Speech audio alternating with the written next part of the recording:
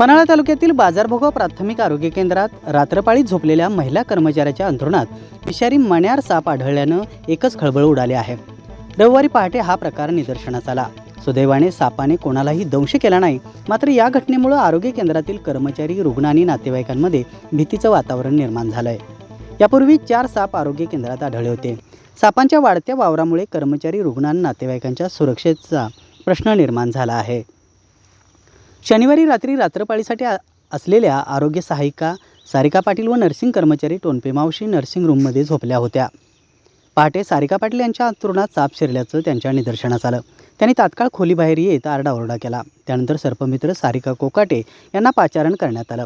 त्यांनी साप सुरक्षितरित्या पकडून बाहेर सोडला। हा साप विषारी मण्यार असल्याचं त्यांनी सांगितलं।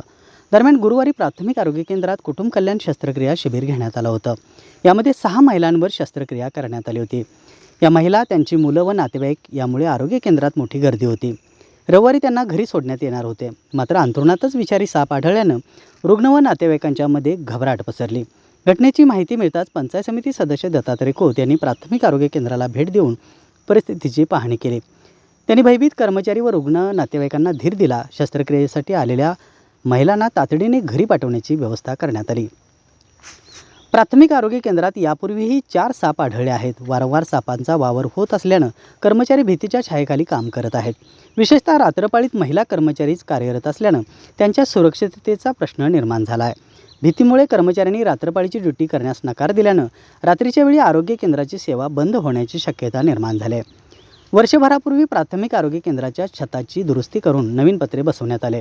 मात्र अभियंत्याच्या सूचनेनुसार ठेकेदाराने जुने सिमेंटचे पत्रे न काढता त्यावरच नवीन पत्रे बसवले आहेत। त्यामुळे दोन्ही पत्र्यांमध्ये पोकळी निर्माण झाली असून या ठिकाणी उंदरांचा सुळसुळाट वाढला आहे। तसेच प्राथमिक आरोग्य केंद्राच्या जुन्या खिडक्याही मोडकळीस आल्या आहेत। या परिस्थितीमुळे सापांना इमारतीत प्रवेश मिळत असल्याची शक्यता व्यक्त होत आहे। प्राथमिक आरोग्य केंद्रातील 4 शिपायांपैकी 3 पदे रिक्त आहेत। त्यामुळे रात्रीच्या वेळी महिला कर्मचाऱ्यांच्यावरच कामाचा भार पडत आहे। तेथे तातडीने पुरुष शिपायांची नियुक्ती करावी अशी मागणी होऊ लागली आहे।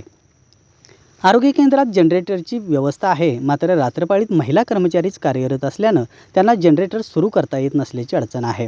रात्री वीज पुरवठा खंडित झाल्यास संपूर्ण आरोग्य केंद्र अंधारात जातं। त्यामुळे जनरेटर सुरू करण्यासाठी पुरुष शिपायाची नियुक्ती करणं आवश्यक असल्याचं कर्मचारी सांगतात। वारंवार साप आढळल्याच्या घटनांची गंभीर दखल घेऊन आरोग्य केंद्राच्या इमारतीची पाहणी करावी, सापांचा वावर रोखण्यासाठी उपाययोजना कराव्यात आणि रिक्त पदे तातडीने भरावीत अशी मागणी करण्यात आली आहे।